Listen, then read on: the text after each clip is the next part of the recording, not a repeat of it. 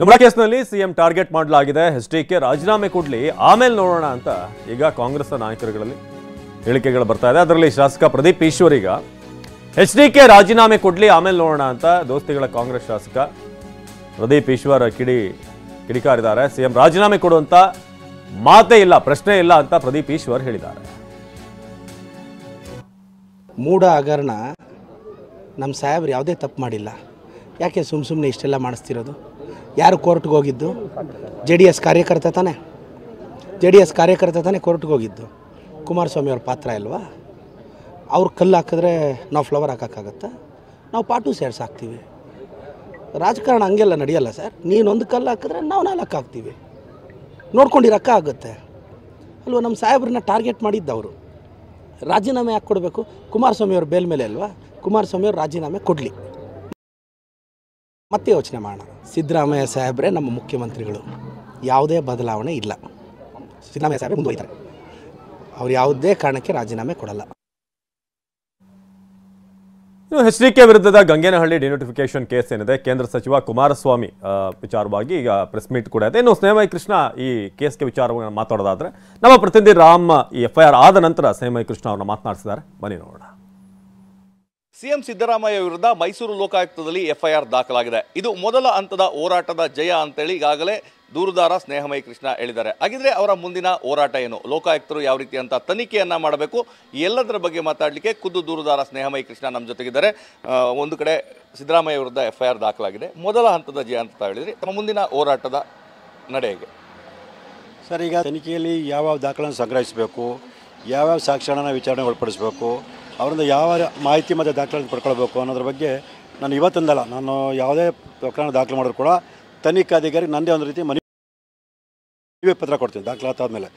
ಈ ಪ್ರಕರಣದಲ್ಲಿ ಯಾಕೆಂತಂದರೆ ತನಿಖಾಧಿಕಾರಿ ಅವ್ರದ್ದೇ ಆದರೆ ಕೆಲವೊಂದು ವಿಚಾರಗಳು ಗೊತ್ತಿಲ್ಲ. ಹಾಗಾಗಿ ಆ ಪ್ರಕರಣಕ್ಕೆ ಸಂಬಂಧಪಟ್ಟಾಗಿ ಯಾವ್ಯಾವ ಸಾಕ್ಷ್ಯಗಳನ್ನು ಸಂಗ್ರಹ ಮಾಡಬೇಕು ಅನ್ನೋದ್ರ ಬಗ್ಗೆ ನಾನೇ ಒಂದು ಮನವಿ ಪತ್ರ ಕೊಟ್ಟು ಯಾವ ದಾಖಲೆಗಳೆಲ್ಲ ಮಾಡಿ ಅವ್ರನ್ನ ಯಾವ ರೀತಿ ವಿಚಾರಣೆಗೊಳಪಡಿಸ್ಬೇಕು ಅನ್ನೋದು ನಾನು ಮನವಿ ಪತ್ರ ಕೊಡ್ತಾ ಹೋಗ್ತೀನಿ. ಅದೇ ರೀತಿ ಈ ಪ್ರಕರಣದಲ್ಲೂ ಕೂಡ ಈಗ ಪ್ರಕರಣ ದಾಖಲಾಗಿದೆ.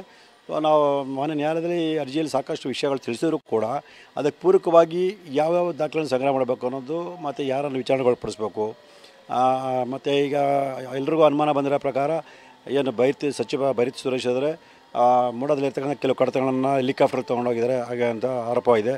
ಸೊ ಮೊದಲು ಅದಕ್ಕೆ ಬಗ್ಗೆ ಅವರು ಗಮನ ಕೊಟ್ಟು ಆ ಪ್ರಕರಣದ ಕಡತಗಳು ಎಲ್ಲಿದೆ ಅನ್ನೋದನ್ನ ಅವರು ತಮ್ಮ ವಶಕ್ಕೆ ತಗೊಳ್ಬೇಕಾಗತ್ತೆ. ಮತ್ತು ಕೆಲವು ದಾಖಲೆಗಳು ಏನು ಮಾನ್ಯ ನಿವೃತ್ತ ನ್ಯಾಯಮೂರ್ತಿ PN ದೇಸಾಯಿ ಅವರ ಬಳಿ ಕೊಟ್ಟಿದ್ದೀವಿ ಅಂತ ಹೇಳ್ತಾರೆ, ಆ ದಾಖಲೆನೂ ಕೂಡ ಅವರಲ್ಲಿ ತರಿಸ್ಕೊಳ್ಬೇಕಾಗತ್ತೆ. ಅವೆಲ್ಲ ತರಿಸ್ಕೊಂಡು ಮೊದಲು ದಾಖಲಾತಿಗಳು ಸಂಗ್ರಹ ಮಾಡಬೇಕಾಗತ್ತೆ. ಸೊ ದಾಖಲಾತಿ ಸಂಗ್ರಹ ಮಾಡಿದ ನಂತರ ಅವ್ರಿಗೆ ಏನಾದರೂ ಅವಶ್ಯಕತೆ ನನ್ನನ್ನು ಅರ್ಜಿದಾರ ನನ್ನ ಕರೆದು ವಿಚಾರಣೆ ಮಾಡಿ ತದನಂತರದಲ್ಲಿ ಆರೋಪಗಳನ್ನ ಕರೆದು ಅವ್ರನ್ನೂ ಕೂಡ ವಿಚಾರಣೆಗೊಳಪಡಿಸಿ ಅದಕ್ಕೆ ಪೂರಕವಾದ ಸ್ಪಷ್ಟೀಕರಣ ಅಥವಾ ಅವ್ರ ಹತ್ರ ಅದ್ರ ಬಗ್ಗೆ ಏನು ದಾಖಲಾತಿ ಇದೆ ಅದನ್ನು ಪಡ್ಕೊಂಡು ತನಿಖೆ ನಡೆಸಬೇಕಾಗ್ತದೆ. ದೂರುದಾರರಾಗಿ ತಮ್ಮ ಬಳಿ ದಾಖಲೆಗಳನ್ನು ಸಂಗ್ರಹಿಸುವಂಥದ್ದು ಅಥವಾ ತಮಗೆ ನೋಟಿಸ್ ನೀಡುವಂಥ ಕೆಲಸ ಆಗ್ತದೆ ಸರ್? ನಾನು ಈಗಾಗಲೇ ಎಲ್ಲ ದಾಖಲಾತಿಗಳನ್ನು ಕೊಟ್ಟಿದ್ದೀನಿ. ಆ ದಾಖಲಾತಿಗಳ ಮೂಲ ಪ್ರತಿ ಅಥವಾ ದೃಢೀಕೃತ ಪ್ರತಿಗಳನ್ನ ಅವರು ಮೈಸೂರು ನಗರಾಭಿವೃದ್ಧಿ ಪ್ರಾಧಿಕಾರದಿಂದ ಮತ್ತು ನಗರಾಭಿವೃದ್ಧಿ ಇಲಾಖೆಯಿಂದ ಪಡ್ಕೊಳ್ಬೇಕಾಗಿದೆ. ಅವ್ರಿಗೇನು ಅವಶ್ಯಕತೆ ಇತ್ತು ನಾನು ಏನೋ ದಾಖಲಾತಿ ಕೊಡೋಕ್ಕೆ ನಾನು ಸಿದ್ಧವಾಗಿದ್ದೀನಿ. ಸೊ ನಿನ್ನೆ ತನಿಖಾಧಿಕಾರಿ ಅದ್ರ ಬಗ್ಗೆ ನನ್ನ ಹತ್ರ ಮಾತಾಡಿದರೆ ಅವ್ರಿಗೆ ನಾನು ಹೇಳಿದ್ದೀನಿ, ನೀವು ಯಾವಾಗ ಕರೆದು ಕೂಡ ನಾನು ವಿಚಾರಣೆಗೆ ಹಾಜರಾಗ್ತೀನಿ. ಸೊ ನನ್ನಿಂದ ಆಗ್ತಕ್ಕಂಥ ಎಲ್ಲ ರೀತಿಯ ಸಹಕಾರನ ಕೊಡ್ತೀನಿ ನಾನು ಹೇಳಿದ್ದೀನಿ. ಸರ್, ನಾನು ಮೊದಲಿಂದನೂ ಕೂಡ ಈ ಪ್ರಕರಣ CBI ಕೊಡಿಸ್ಬೇಕು ಅನ್ನೋದು, ಯಾಕಂದರೆ ಇದು ಮಹತ್ವದ ಪ್ರಕರಣ. ಹಾಗಾಗಿ ನಾವು ಖಾಸಗಿ ದೂರದಲ್ಲಿ ಕೂಡ ನಾವು ಮನವಿ ಮಾಡ್ಕೊಂಡಿದ್ವಿ.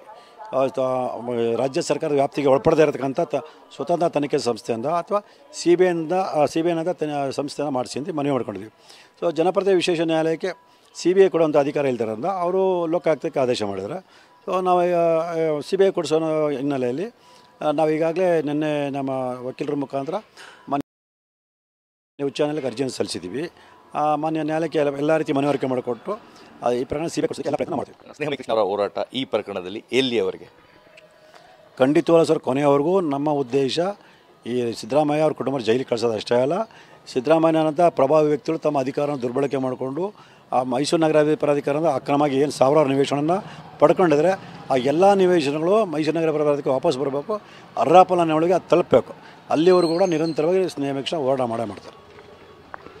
ಇದು ದೂರುದಾರ ಸ್ನೇಹಮಯಿ ಕೃಷ್ಣ ಅವರ ಮಾತು. ನನ್ನ ಹೋರಾಟ ನಿರಂತರ. ಇದು ಕೇವಲ ಸಿಎಂ ಸಿದ್ದರಾಮಯ್ಯ ಅವರ ಕುಟುಂಬದ ಏನು ಆರೋಪ ಇದೆ ಇದನ್ನು ಸಾಬೀತು ಮಾಡೋದಲ್ಲ. ಮುಡಾದಲ್ಲಿ ಆಗಿರುವಂಥ ಸಾವಿರಾರು ಕೋಟಿಯ ಅವ್ಯವಹಾರ, ಅದರ ಹಿಂದಿರುವಂಥವರಿಗೆ ಶಿಕ್ಷೆ ಕೊಡಿಸುವುದೇ ನನ್ನ ಹೋರಾಟ ಆಗಿದೆ. ಅಲ್ಲಿಯವರೆಗೂ ನಾನು ಹೋರಾಟವನ್ನು ಮಾಡ್ತೇನೆ ಅನ್ನೋ ಮಾತನ್ನು ಸ್ಪಷ್ಟಪಡಿಸಿದ್ದಾರೆ.